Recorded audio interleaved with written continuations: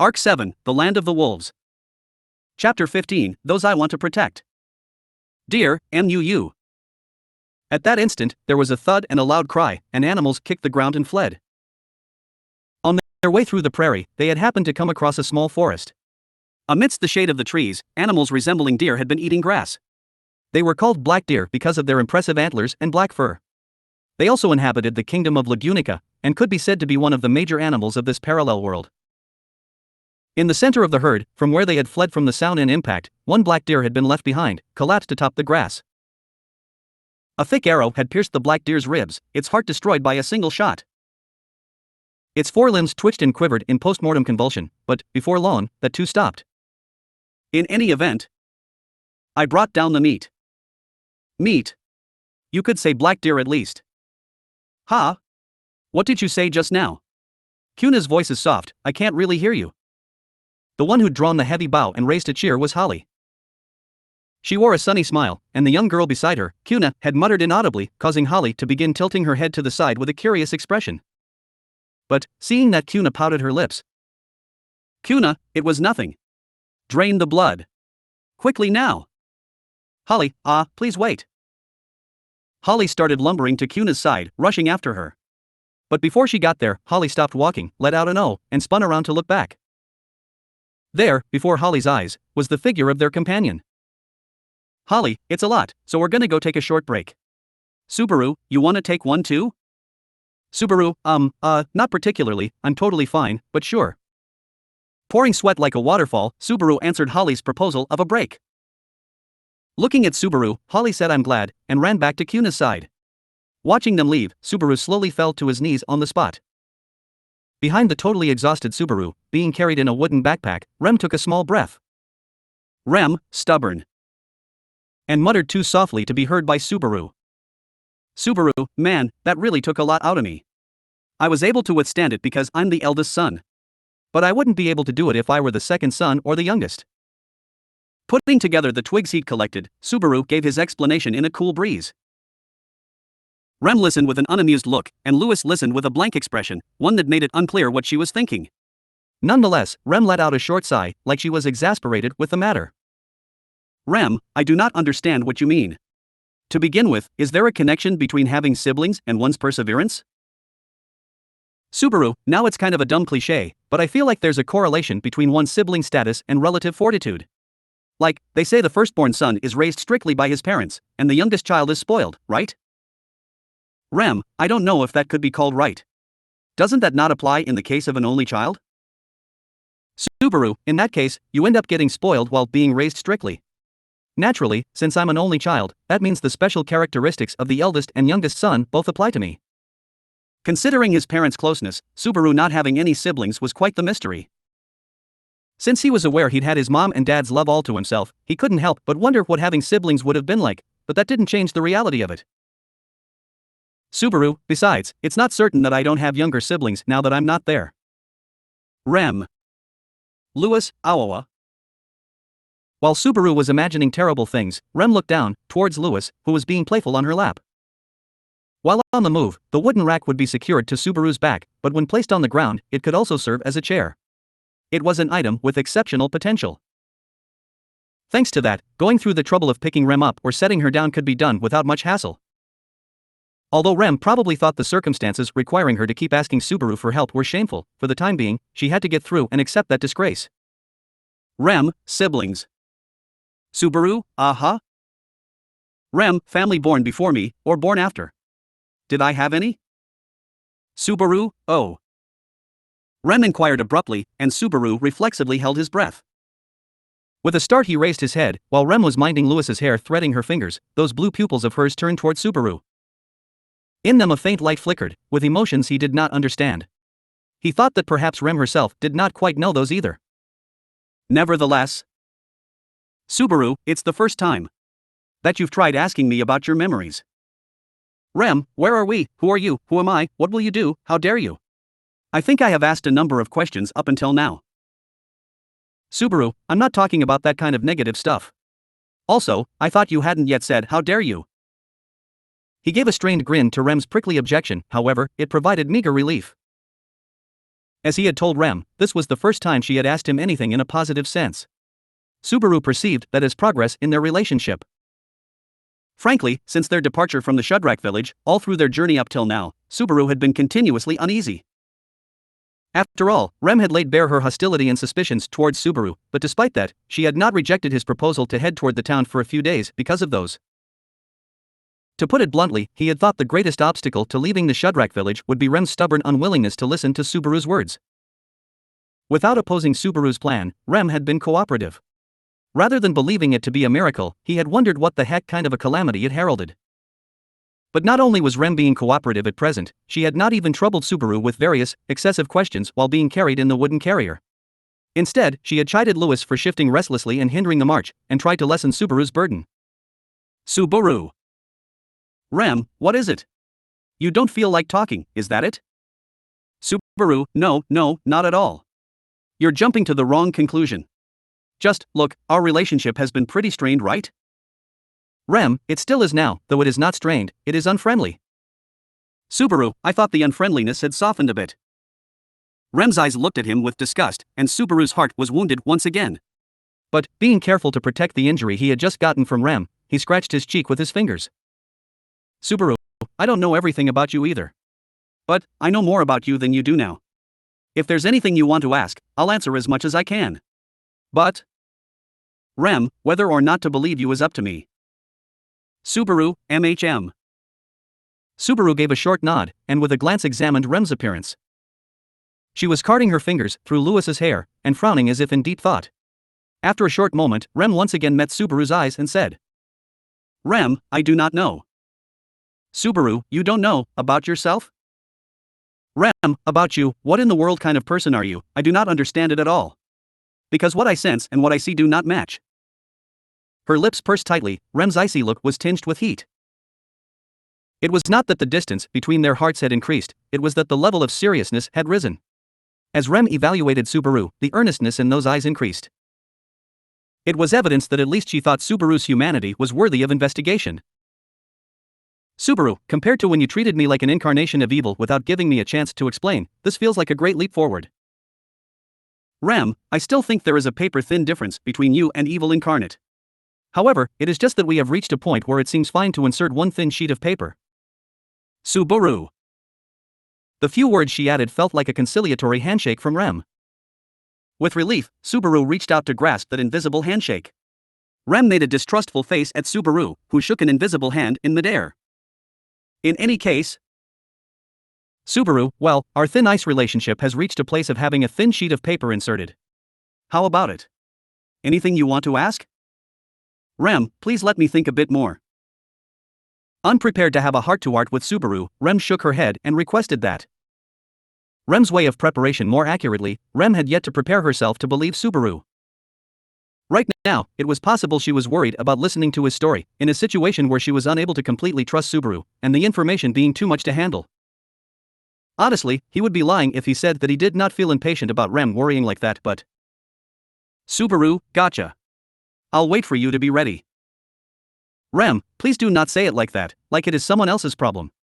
Since you could say that it also depends on your daily behavior, I think. Subaru, I see. In other words, the only way to gain early access to that route is if I earn Rem likability and credibility points like crazy? Rem, I do not understand the meaning, but I understand what you said is unpleasant. Putting his hand on his chin, Subaru could see that Rem's displeasure was accumulating once again. As that conversation unfolded, from below the two of them, Holly, sorry to keep you waiting. We had fun taking apart the black deer and we're done. Like that, Holly returned with a face-splitting grin.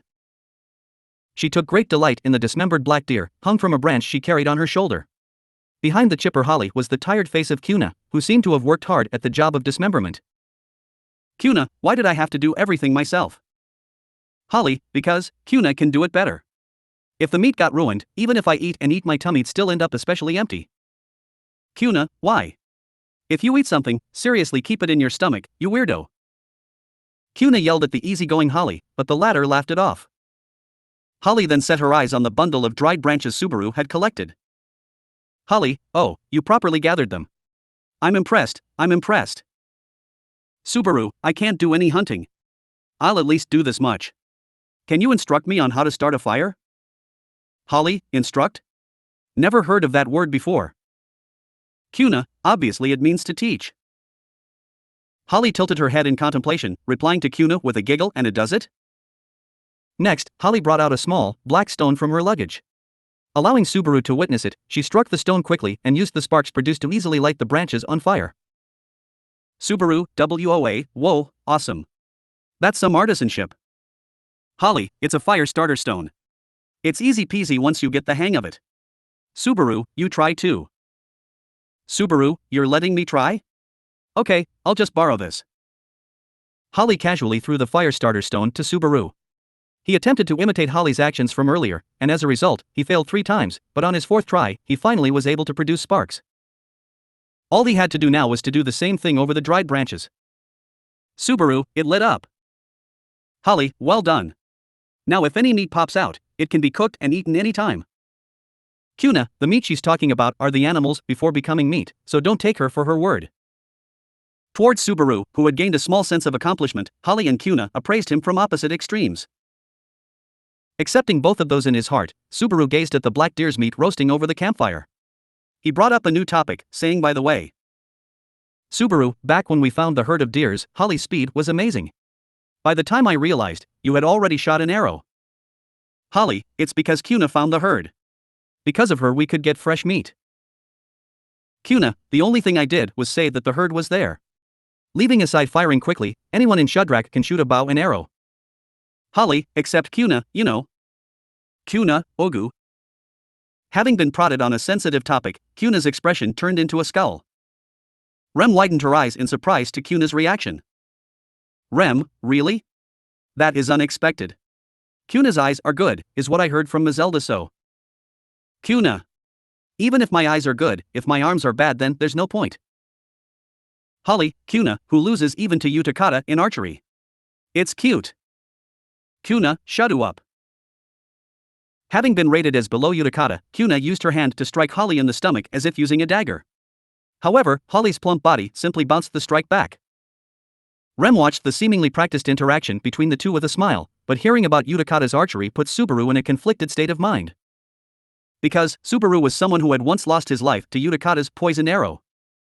In terms of strength, Utakata was not strong enough to kill Subaru. Even so, if poison were to be used, for example, on an arrowhead, there would not be a great handicap in killing power. When it came to hunting and prey though, the use of poison was probably not highly regarded. Subaru, and also. Putting his fingers on his lips, Subaru pondered about the wielder of a heavily drawn bow. This was about the hunter who had attacked Subaru and Rem in the jungle, before being caught by the Imperial soldiers' camp. The bowmaster who had protected Subaru and Rem from the witch beast once, and murdered Subaru the other.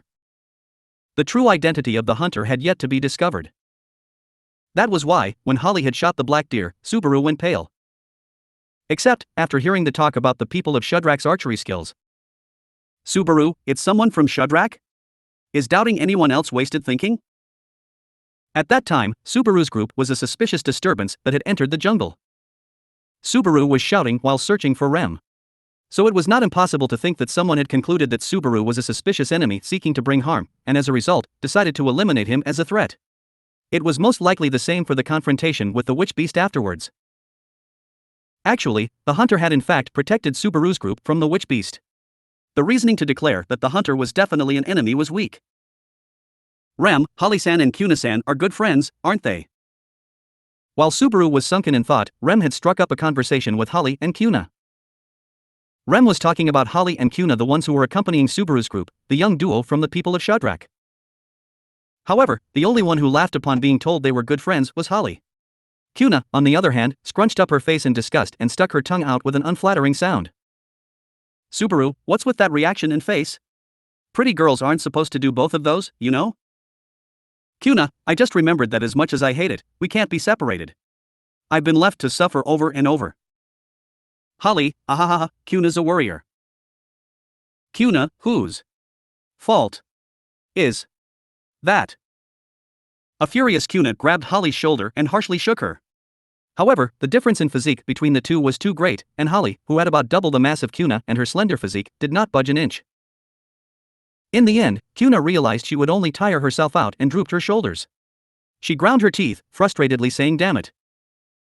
Holly, me and Kuna were born on the same day. We're neighbors and kinda like sisters. Kuna, someone like you, I'd refuse as a sister. Older or younger.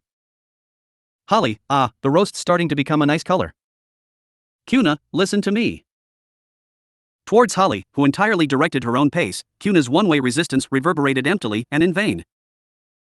Witnessing this scene, Subaru thought that the sight of Kuna being at the mercy of Holly somewhat resembled a certain fussy, violent internal affairs officer. Subaru, Kuna's dyed her hair green, so the color theme overlaps. Even in situations he's missing in, that guy asserts himself quite strongly. If that person were listening, he would say something like that false accusation is a positive trait, you know. However, since he wasn't present, Subaru disposed of that thought as an auditory hallucination. Rem looked at Holly and Kuna, who were arguing about the roasted meat's color, with a small smile. Subaru heard her mutter, "I'm jealous." Rem, someone you can honestly talk with just like that. Subaru. Rem, can I just say one thing? There was a certain and earnest envy packed into Rem's mutterance. For the amnesiac Rem, the environment around her, including Subaru, must feel like an invader from the darkness. She could not feel truly at ease at any moment. He did not know whether he had the skill to soothe her strained heart, but...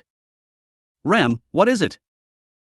Subaru, I said I was going to keep my mouth shut until you wanted to ask about it, but I'll spill about one thing. Rem. Subaru, you have an older sister. Your older twin, who holds you dear from the bottom of her heart. So, no matter where you are, you'll never be alone. Hearing Subaru's words, Rem's already wide eyes opened further in surprise. After saying that, Subaru wondered if he should have been more patient, but he immediately told himself that this was the correct decision. Rem had just said that she would wait until she could trust Subaru. It could not be helped if she disparaged him next. Subaru understood Rem's anxiety, but, nevertheless, he was at his limit too. At the very least, he could let her know about Ram's existence. Ram, who was probably, even now, worried about her younger sister, all the way from the far lands of Lagunica. The Ram who was feeling Rem through synesthesia. Subaru, I don't understand it, but if you close your eyes and try to imagine it, you might be able to feel it. That's what's called a twin synesthesia. Rem, synesthesia. Somewhat hesitating, Rem timidly placed her hand on her chest and closed her eyes. Staying still, seeking her other half, born on the same day and from the same mother, seeking the existence of her older twin, Rem's consciousness started to extend its hand through a sea of black night. However, Rem, I cannot feel anything. Subaru, is that so? I guess it's pretty difficult if you can't visualize it. Shaking her head slowly, Rem reported on the failure of her synesthesia. For a moment, he worried something had happened to Ram that made it unable to connect with her. However, he judged that the distance, both physical and mental, was the bigger problem. Frankly, in a situation where the synesthesia had indeed connected, a lot of things would turn for the better at once. It was pretty disappointing, but he could not let that show on the outside. The most frustrated one here was Rem. For now, he had to console Rem's feelings of frustration and... Rem, Louis, you? However, while Subaru was choosing his words of comfort, a slight sigh escaped from Rem's lips. The reason for that was Louis's hand, which was placed on top of Rem's resting hand. Louis, while resting her head on Rem's lap, was concerned about Rem overlapping her hands with her own from underneath.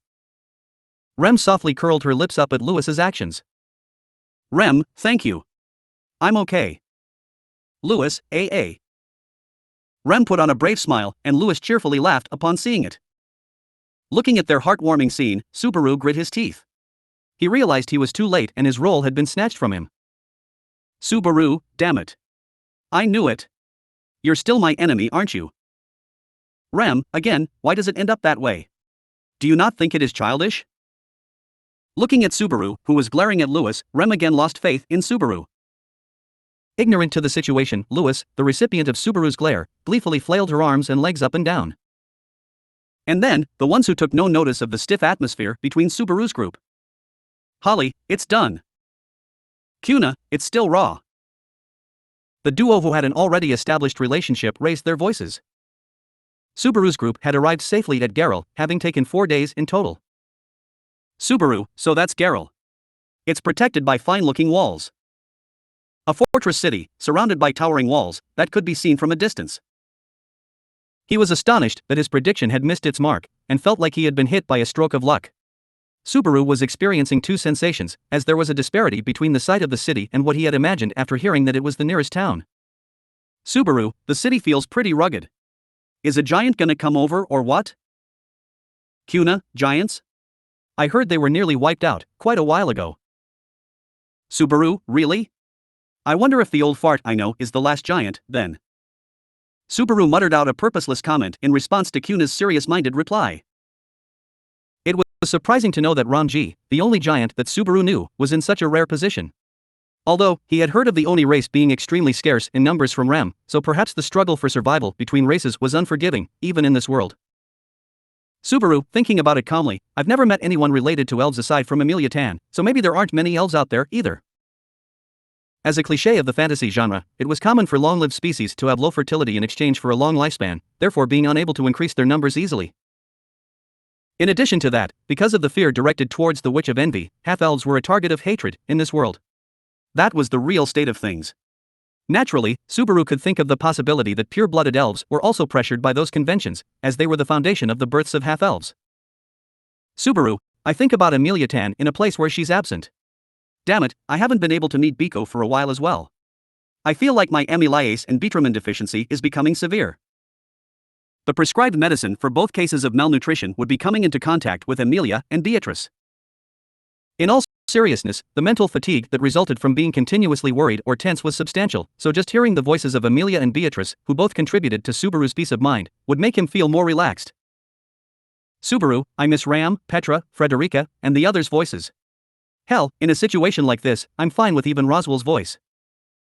Rem, excuse me, can you give me a break with your meaningless emotional conflict? Subaru, my bad. Rem chided him for his overflowing soliloquy while remaining on his back.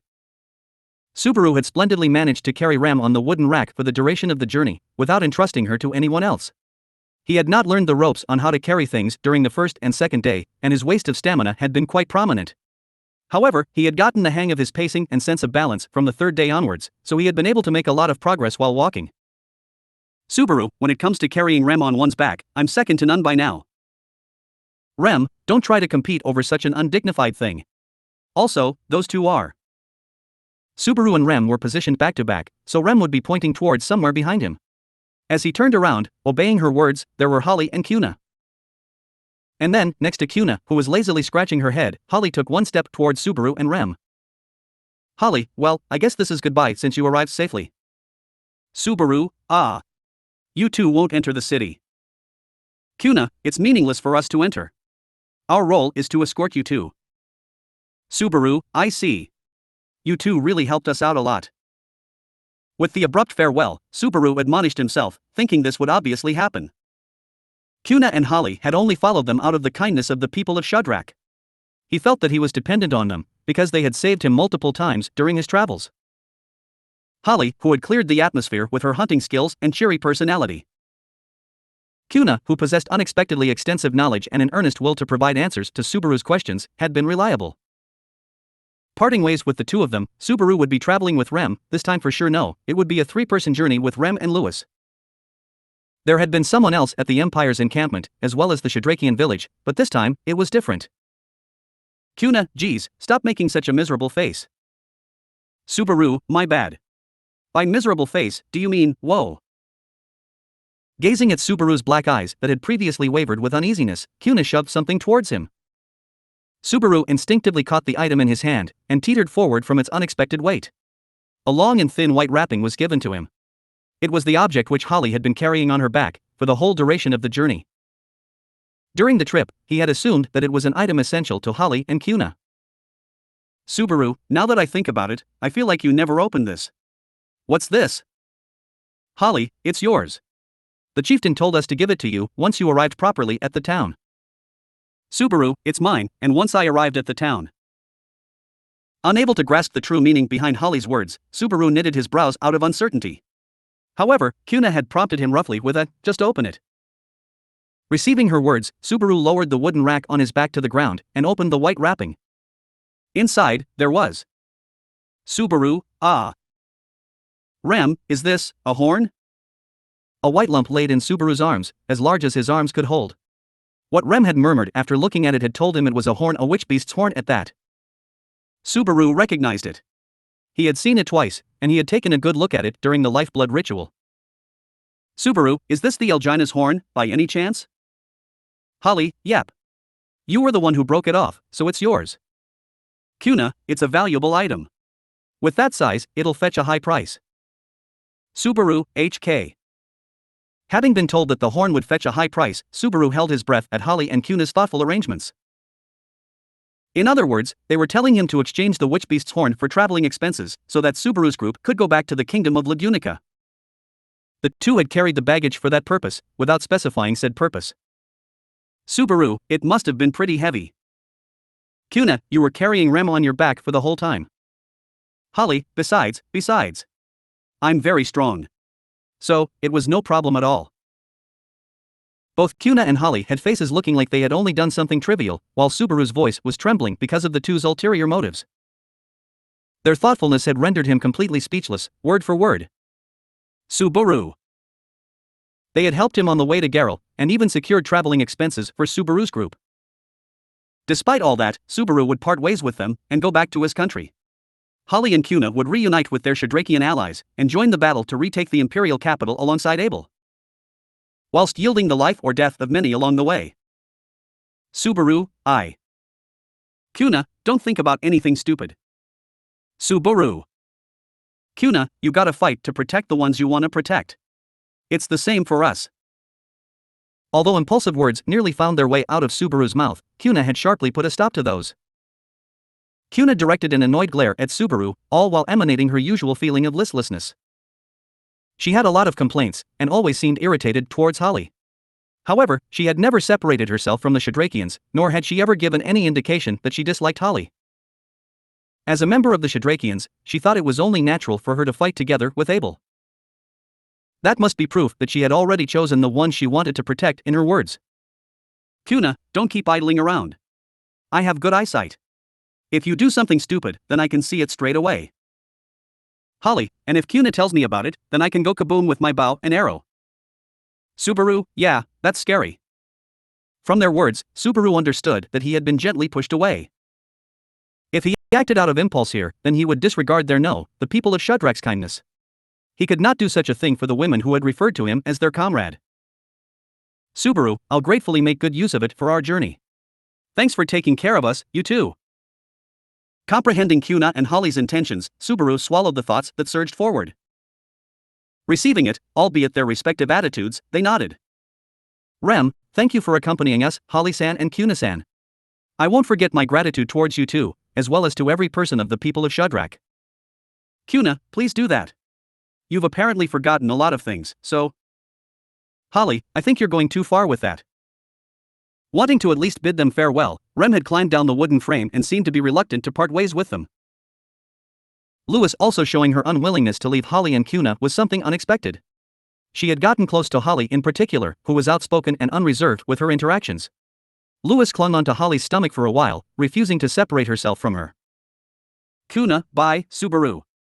Don't forget, I'll be watching. Holly, yep. Subaru, yeah. Thank you so much. Thank you. Turning their backs towards the two waving their hands in an exaggerated manner, Subaru's group resumed their three-person journey. Subaru had placed back the horn he was given into its wrapping, and left it in Lewis's care by making her carry it on her back. Subaru had made that agonizing decision because his hands were occupied, but perhaps Holly and Kuna's words had been effective, as Lewis was trying to ensure the wrapping would not drop, following Subaru and Rem quietly. Rem, it means she also pays attention to a lot of things. Subaru, I know she's a ball of curiosity. Rem pointed it out while on his back, with Subaru replying to her with a bitter feeling. The Sin Archbishop of Gluttony, Louis Arnab, had devoured myriad lives, in an attempt to find the life most suited for herself. She would be an inquirer if framed in a positive light, or an omnivore if framed negatively. That was why, even if Louis had shown a slightly admirable side of herself, Subaru's impression of her would not change. It would not change. Subaru, let's go. Hearing Rem's sigh behind him, Subaru began walking. He also heard Lewis's footsteps as if she were following him. There were only 3 of them, just as how it had been back then, when they had been first plunged into the Valachian Empire. Finally seeming as if they were all facing the same direction, they moved on. And then, they passed through the gates of the fortress city Geralt. Chapter 16, The Situation in the Empire. The Fortress City of Garel. That was the name of the first civilized town in the Empire that Subaru's party had reached.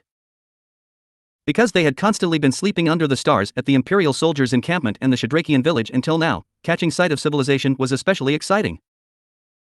That said, it was not as though they could just let go and enjoy the wonders of civilization. The reason being inspection. Before their eyes, at the entrance to the city, they saw an inspection taking place, and Subaru wet his lips with his tongue. Garel was surrounded on all four sides by a protective wall, and entering or exiting to the east and west was limited to one at a time by means of large gates. There were permanent inspection posts at the gates, and even from a distance the gate guards' grim faces as they kept a stern, watchful eye, could be confirmed. Cuna, they'll be able to tell we're Shadrakian with one look. So we can't come with you friends, but as long as you're not carrying anything shady you'll be fine. Holly, it'll work out if you're not timid and walk in boldly. Take care of Rem and Louis John, okay? Before they arrived at the city, those were the parting words of Cuna and Holly. Both had advised him not to get more worked up than necessary, but to forget his nervousness and anxiety so easily was a suggestion impossible to follow. Since, at any rate, in the Empire they were foreigners with unknown affiliations and no identification either. Subaru, anyways, even a foreigner with no common sense like me can tell Lagunican people aren't welcome to wander around in Wallachia these days. It seemed that if he foolishly revealed his true identity, he would without a doubt incur the displeasure of the gate guards. It was not just that they could literally be turned away at the gate, to be inadvertently arrested or something of the sort would be a terrible event if it came to pass. He had already gone through that back at the Imperial encampment. Subaru absolutely could not permit an end such as that, where many would burn as a result of his own mishaps, to occur again. Subaru. People around you are going to get suspicious if you look too grim. Subaru had furrowed his brows, in reflection of how torn he was within. Upon hearing her voice, his eyes widened in surprise. The voice had come from his back and had belonged to Rem, who was riding along in the wooden backpack. Because of the way the pack was structured, Rem should not be able to see Subaru's face since their backs were up against each other. Subaru, and yet, how did you know I was wrinkling my brows? Rem, even if I can't see it, I can hear your breathing. Your heartbeat too, since our backs are touching, although it is through the backpack. I can feel the tension from here. Subaru, oof. Sorry about that. For my wrinkled brow, and for my loud heartbeat too. Rem, yes. Allow me some quiet, please. Subaru, by that, you mean calm down, not stop breathing, right? In response to Subaru seeking confirmation just in case, Rem remained silent, sighing. Rem's long sigh felt like it was somewhere between being fed up with Subaru and being apathetic towards him. Since it was not born out of clear disgust or hostility, Subaru was a tiny bit relieved. If one were to tell him his aspirations were low, there would be nothing he could reply back with. Louis, ooh. Subaru, I get it, so hurry up. You're also one cause of my worries, you know. Pulling vigorously on Subaru's sleeve and pointing at the line was the long-haired Louis. The witch beast's horn which Cuna had bequeathed to them. Louis was shouldering it in a white bundle, currently wondering why Subaru was not lining up. However, he could not act thoughtlessly like Louis and recklessly line up in the queue. Subaru, right now, we don't have any way to give identification or bribes to the gate guards. So, it's impossible to approach from the front. Rem, isn't it possible to line up and talk it out with the gate guards? Subaru, being honest and talking it out is an option, but a situation in which it fails and we can't recover from is scary. 'Cause, we don't have anyone that we can rely on right now. Listening to Subaru's concerns, Rem made a small noise and went silent. It may have been difficult to imagine for the amnesiac Rem, but for every place to place, and culture to culture, there was no overdoing cautiousness. Surprisingly, 10 days were about to pass since the time the trio had been blown off into the Empire from the Pleiades watchtower. The initial chaos had subsided quite a bit, and the heated relationship between Subaru, Rem and Louis had been shelved away for the time being. Nevertheless, it was still difficult to say that everything was looking up. In any case, the only time when Subaru and Rem, and also Louis, were acting together and by themselves, had occurred when they were running from the Hunter and Elgina. It lasted merely a moment after they had been blown off here. Any other time, whether at the Imperial soldiers' camp, the Shadrakian settlement or during the journey to Garel, there was always someone familiar with the Empire alongside them. They were not on friendly terms with everyone there, but at least they were not lonely. Subaru, but it's different now. Antagonizing Todd and his crew, splitting off from Abel's path and even separating from the people of Shadrach. From here on out, the trio would need to traverse the untrodden lands of the Empire without any crutches. Like it or not, taking care in their decisions would be the name of the game. Rem, so, what shall we do? No matter how troubled or hesitant, our goal is still the same, right? There's no way we can just pass by through this city, I reckon. Subaru, even if we call it quits here because of this inspection, they might be doing the same thing in other cities. If only this were Lugunica, they wouldn't be on such high alert. No. Subaru shook his head, taking into account the situation in the Empire. Though they had since parted from him, Abel had conveyed to them his own situation, and how he had been ousted from his seat as emperor. If that were true, then, currently, the Empire was in the midst of internal strife, one could say. Though Abel had said that the matter of the emperor's absence was being kept from the populace, putting a lid on people's mouths was pretty difficult, and the mood would be surreptitiously contagious. On that, even Todd had looked like he had been holding misgivings at their dispatchment back at the encampment. Subaru, if that's the case, then I guess it's because of Abel that the inspections are so strict. Shit, screw that guy. Though Abel had been of some help to them, he would rather place him as more of a negative, given the problems when you evened it all out, and mood-related ones. Given his personality and attitude, it was easy to imagine a Nobunaga-esque reason as to why the people beneath him had rebelled. Subaru, he seemed like a guy who would carry out the phrase, "The king does not understand human feelings," for real. Rem, are you perhaps wasting time by thinking about worthless things, instead of being worried in earnest? Rem's voice hardened into ice as Subaru muttered that out while rubbing his chin. Her tone harbored genuine anger, stretching beyond exasperation or indifference, causing Subaru to try and explain his previous remark in a hurry. Subaru, no, wait a moment, relax. My round-table-like comment was definitely worse than some idle chatter, but it's not like I'm just absent-mindedly staring at the line without a plan. I do have an idea. Rem, don't you feel embarrassed as a person lying with such nonchalance? Subaru, at least please show that you're willing to trust me, even if it's just a little bit. You're being too hasty by deciding that I lied in a snap. Rem's impression of him continued to decrease without ever reaching rock bottom, and Subaru was desperate to restore her trust. Truthfully, he did not make up lie after lie, since he did have an alternative plan to pass through the inspection process.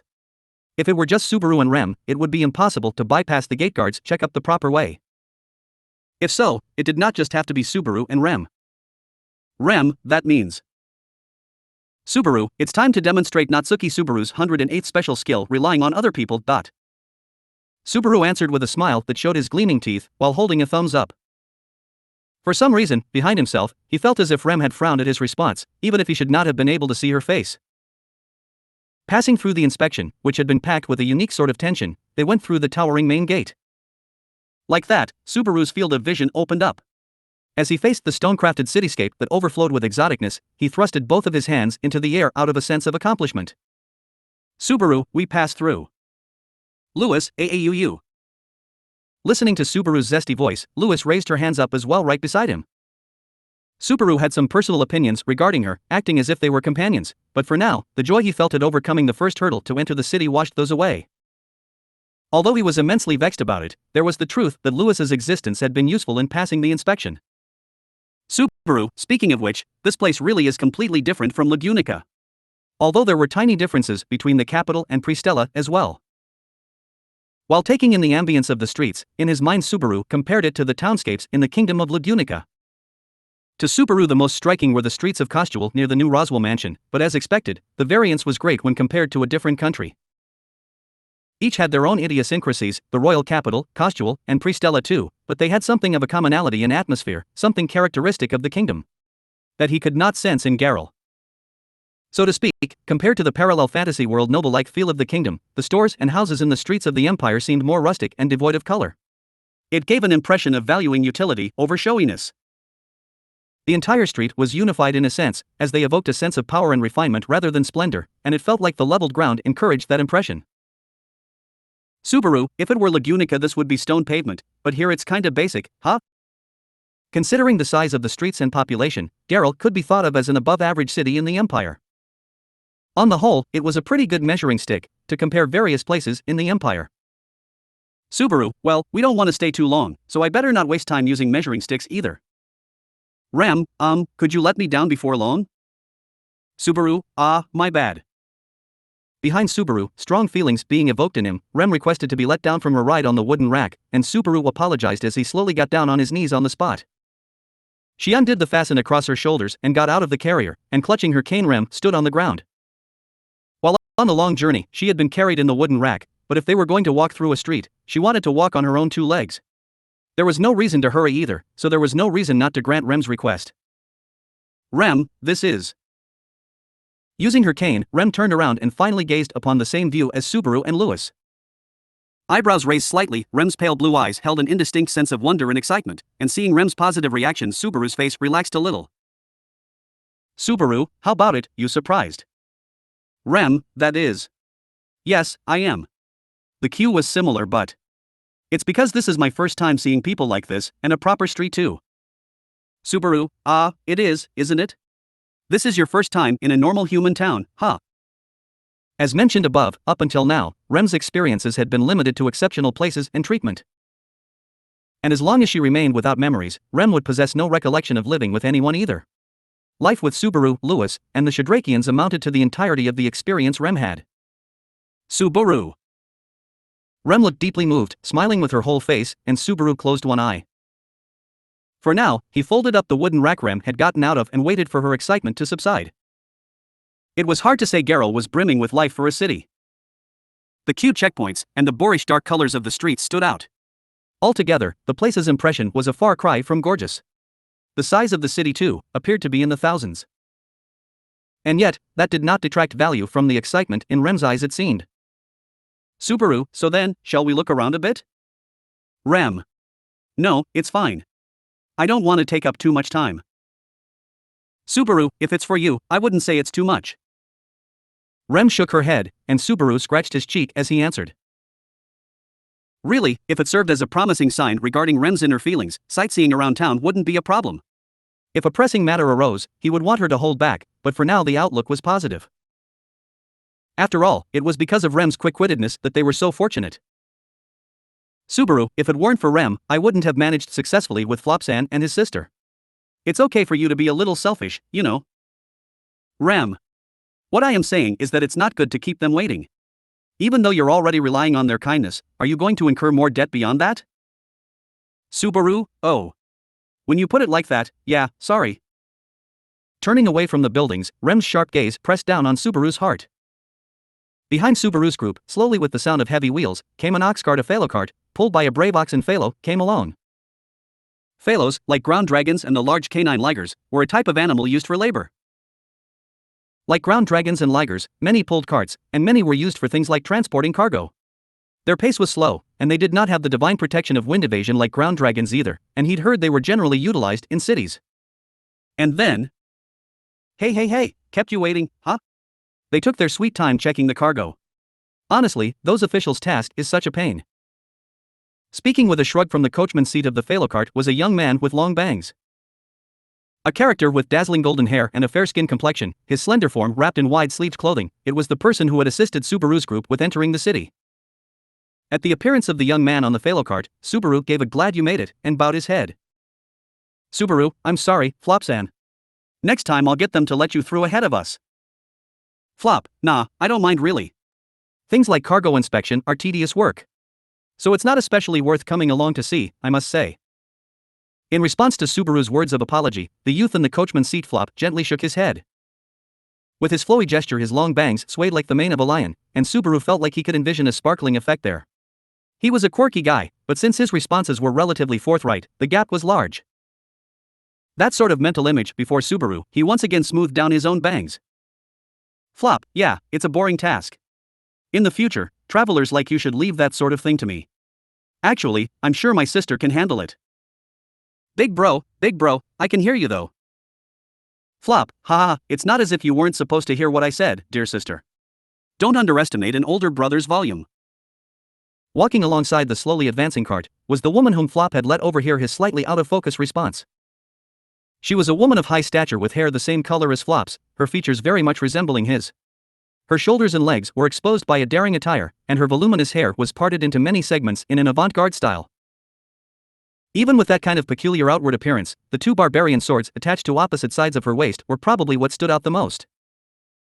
It was clear these were not weapons for mere show or vain threats, since their condition was that of having been well used. This woman was called Medium, and along with her older brother Flop, the two traveled together as the friendly O'Connell siblings.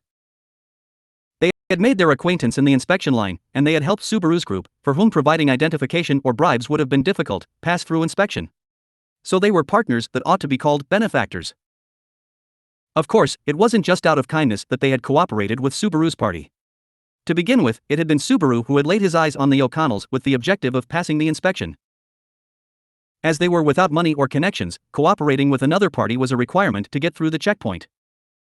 So when Subaru saw them, he thought there might be room for negotiations. The reason he thought so was, medium, wowie, big bro. So, you saw through everything I was thinking. Flop, of course, naturally. You can't win in business if you can't predict someone's thoughts. Our O'Connell company is viable because of my brains and your brawn, you know. Medium, that's my bro. Though I don't really get what you're saying.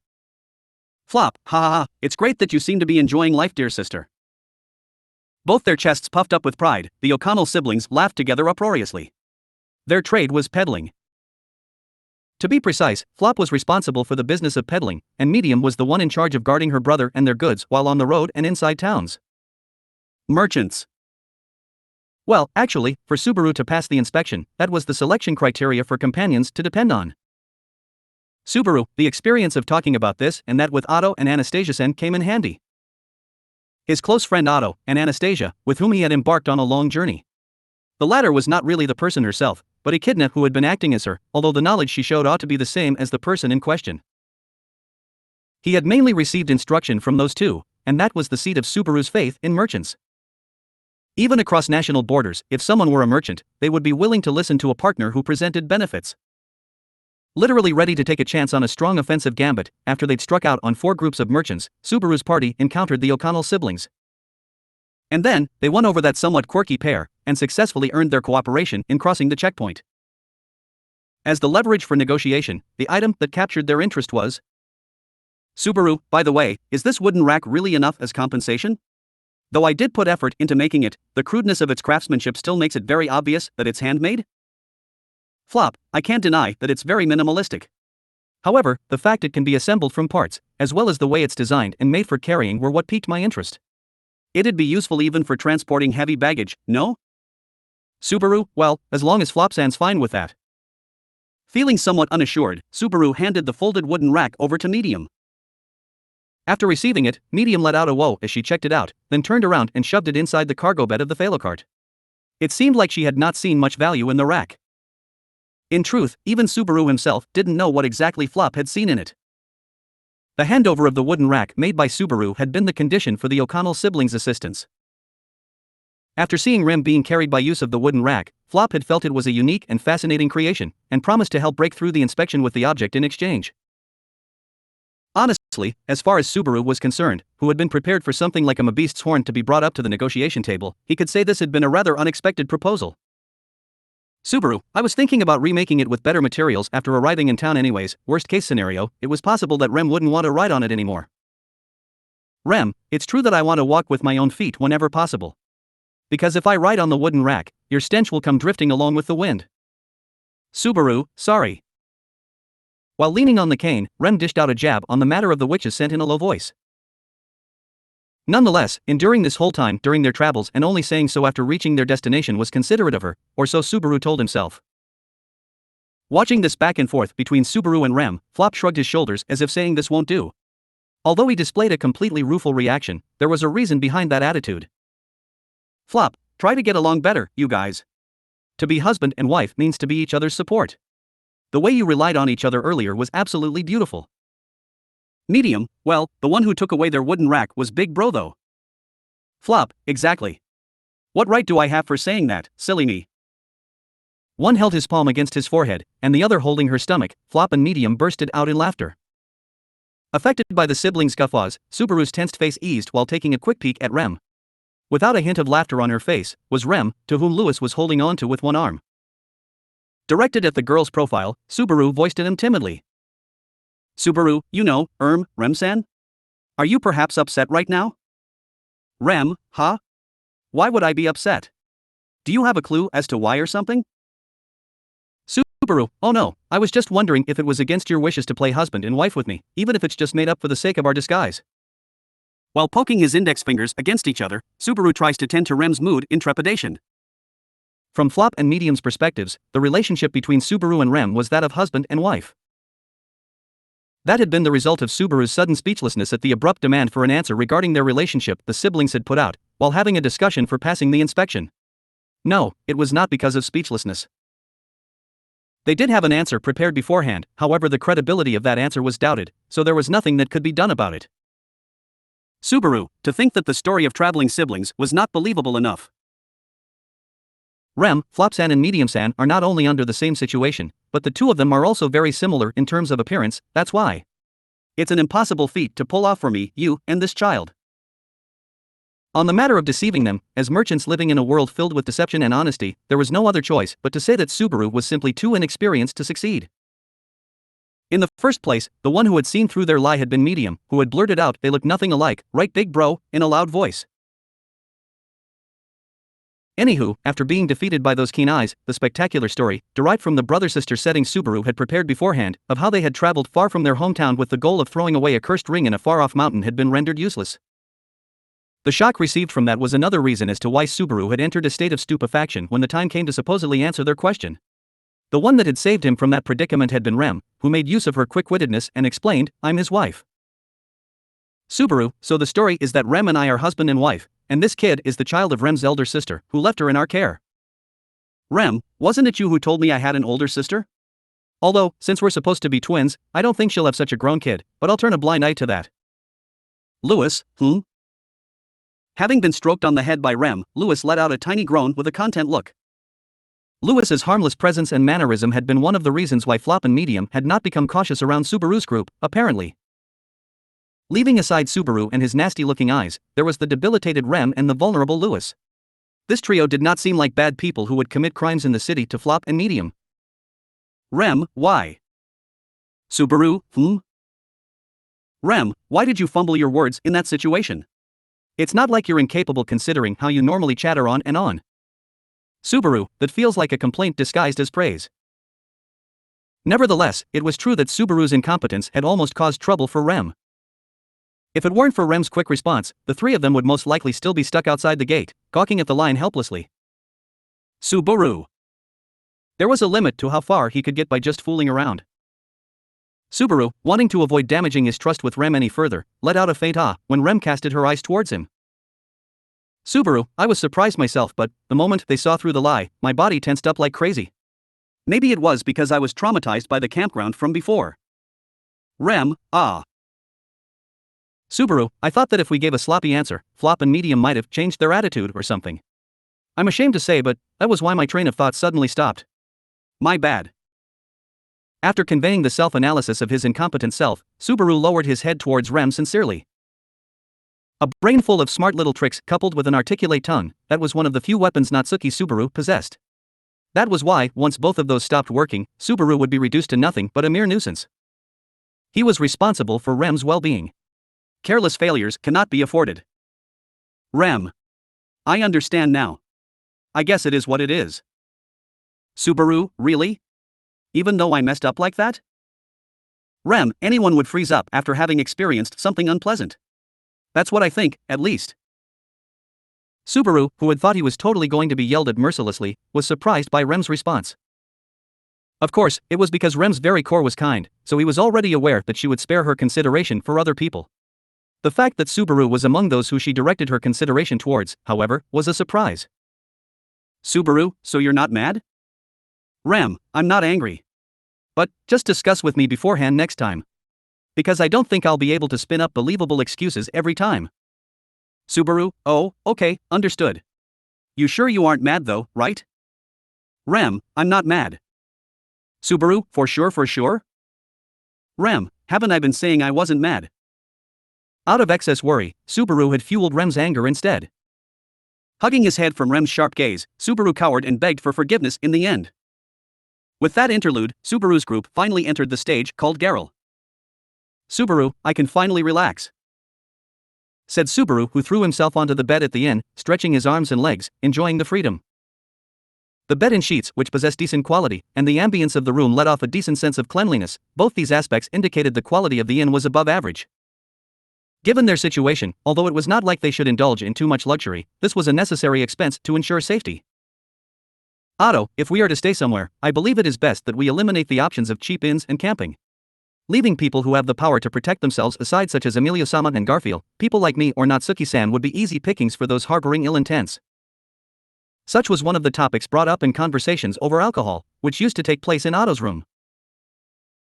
Thinking hard about it, being that cautious was necessary, but in the case that the traveling budget wasn't very high, safety would be something that would slip out of mind easily.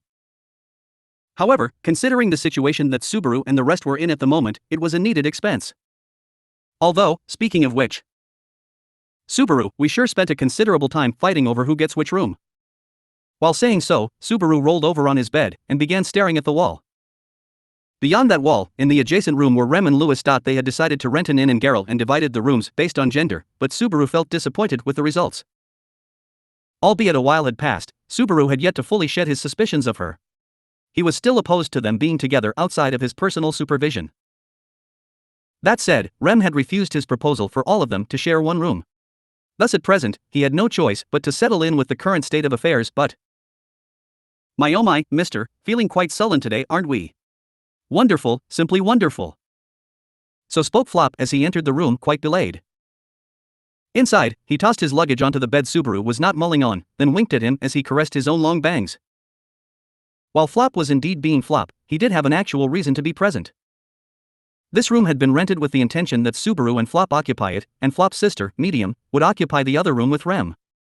Subaru, I'm sorry for leaving everything to you. Flop, it's all fine and dandy. You protected yourself with wit.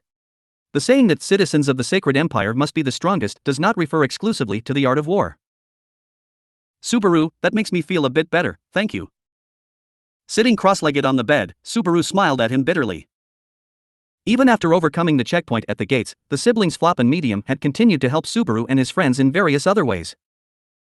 They had helped in finding an inn where they could procure safety as well, but the biggest help Subaru had received regarded the Witchbeast's horn.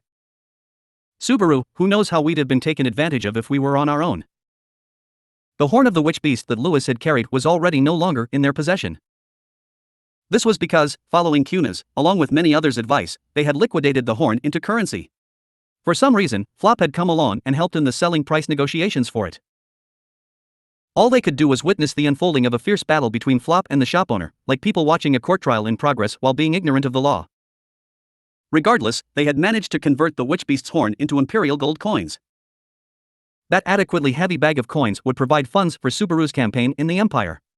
It would have to cover their future traveling expenses, so they had to be careful about it.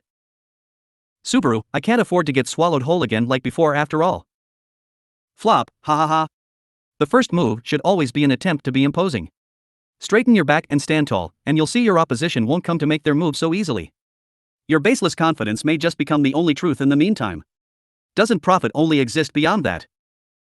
Subaru, yeah, when you put it like that, it definitely sounds really convincing.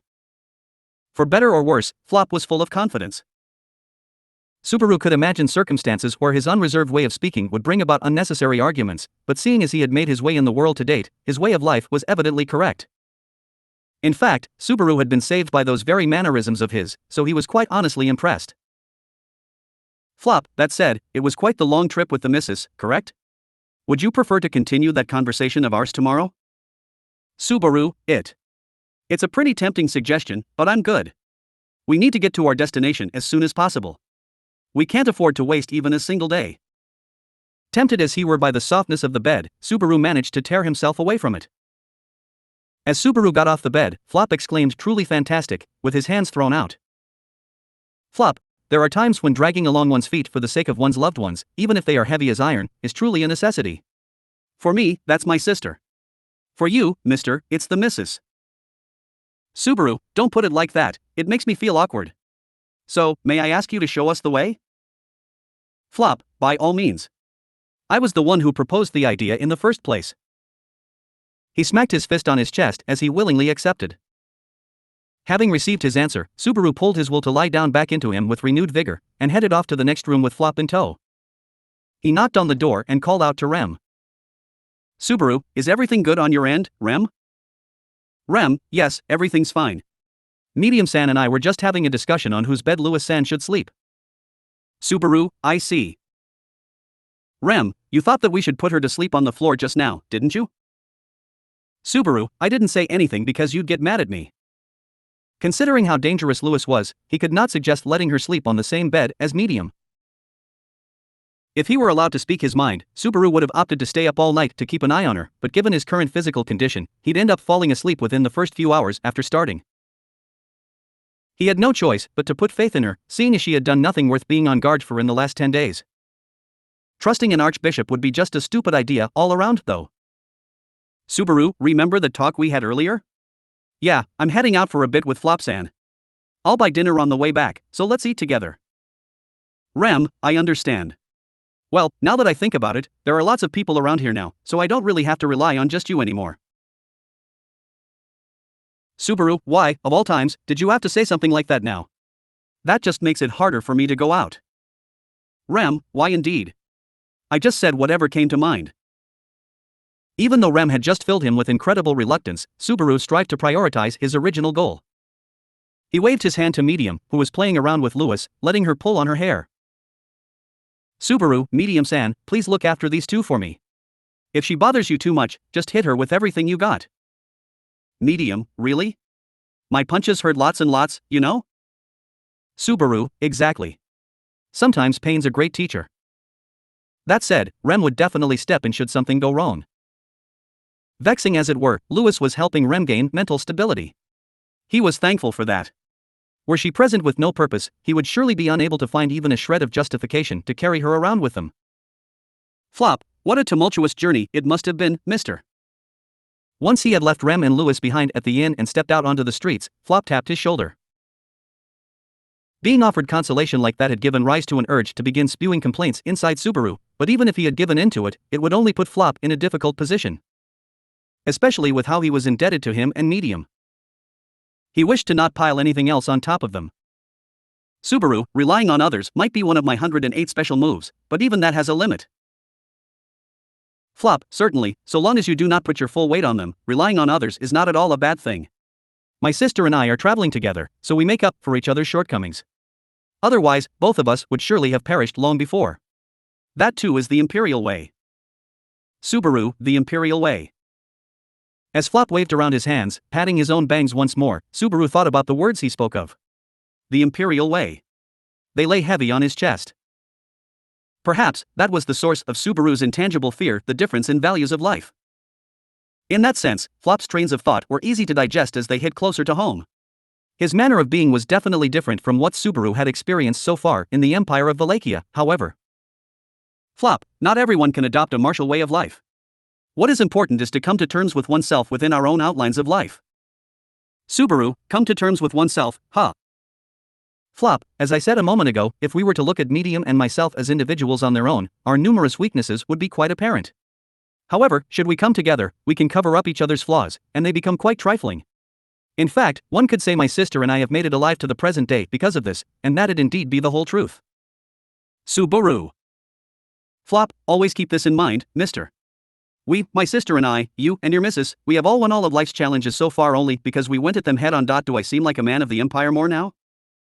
His cheeks loosened, Flop waited for praise. Subaru stared hard at him when he was hit with an epiphany.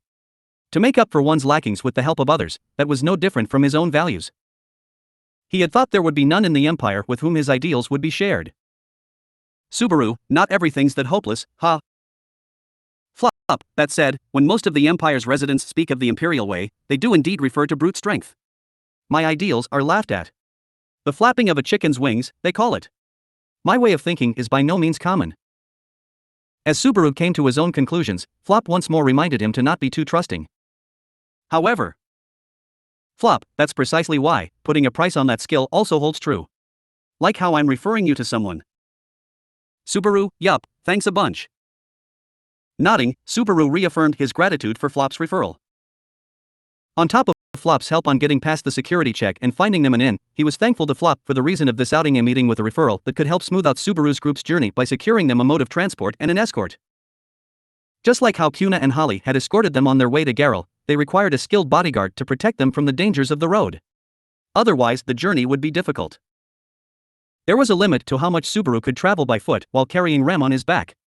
Ideally he'd opt to acquire an earth dragon, but if that proved to be a difficult task, a brave ox or large canine would do.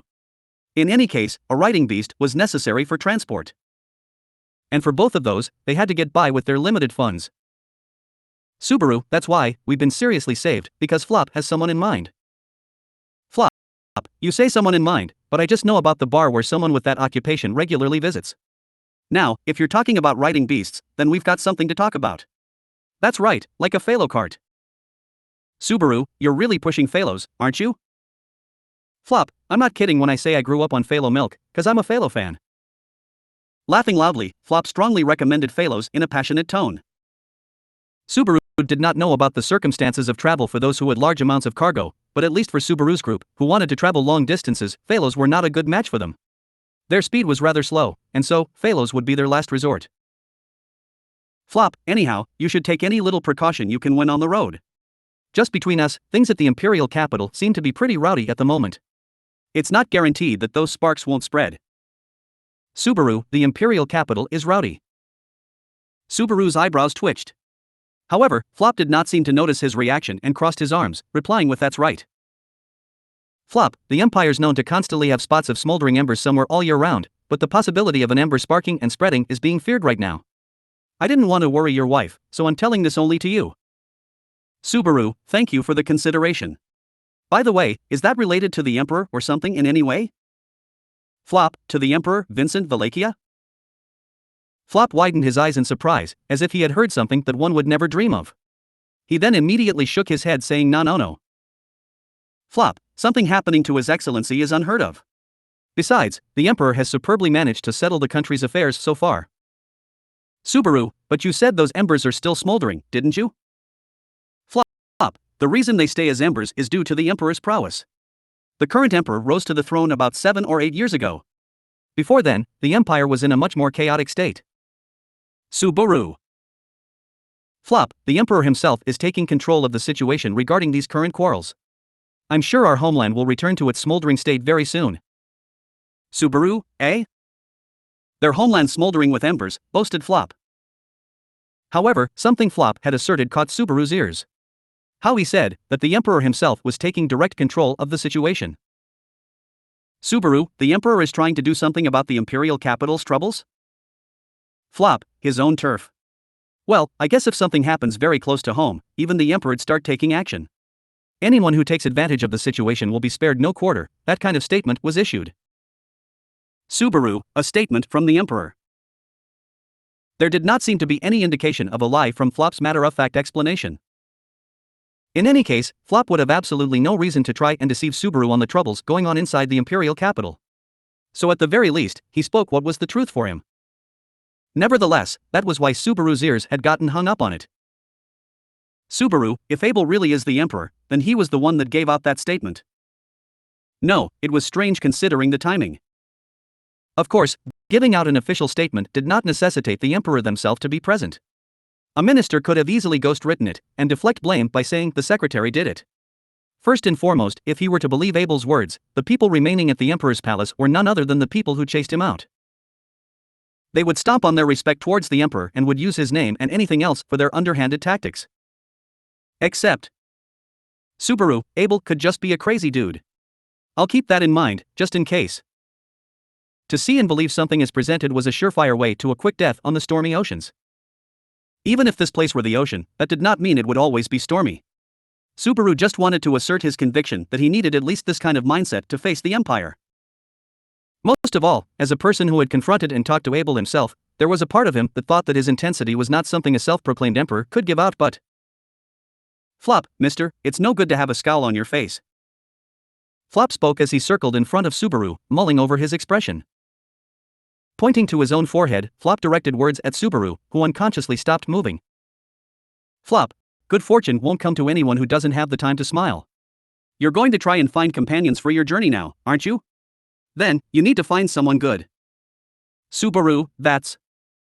Flop, if that's the case, then erase those wrinkles on your brow and warm those cheeks up. That's what we call the merits of a successful man. Flop rubbed his fingers in between his eyebrows and then proceeded to warm his face up with his hands. Seeing Flop's act, Subaru caught his breath. Next, he slowly loosened his brow and cheeks with his fingers as he was told. Subaru, yeah, I forgot. The look on my face is already nasty, so I should at least carry with me a light and gentle atmosphere, shouldn't I? Flop, sorry. My ability can't do anything about your looks. Subaru, you don't have to take it that seriously. It's something I got from my parents, so I actually don't mind it as much as I say it. Flop's lament was overdramatic, and so he responded in an overdramatic fashion as well. Maybe that was part of Flop's concern for him and he was just trying to relax Subaru's stiff nervousness. Exchanging quips like that, Subaru and Flop approached the street to their destination. What Flop pointed toward was a hideout-like bar at the end of the alleyway. Flop, were it a lot of people, you'd normally hire a bunch of guards, but since Mr., the Mrs., and the Nieswai only amount to 3 people, it's not like you can say you're a large family. After all, me and my sister can't follow you out of Garrel. Subaru, but I got the feeling Medium San stick with us if we played our cards right. Flop, if my sister's taken away, I can't cover for my weaknesses, so I guess I'll die. If one were to weigh trustworthiness and security on a scale, Flop and Medium were genuinely not a bad option. However, Subaru could not burden them more than he already had. Subaru, hang on, worst case scenario, we escape the country to Lagunica with the 2 of them in tow.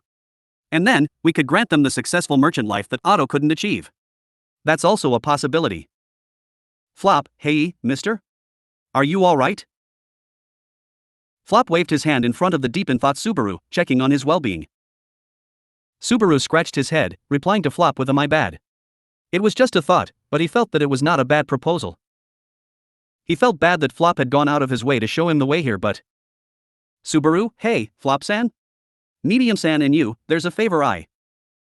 It was at the moment he tried to say, want to ask of you too. Somewhere, something faintly hard-sounding reverberated. Flop, mister, it's no good to have a scowl on your face.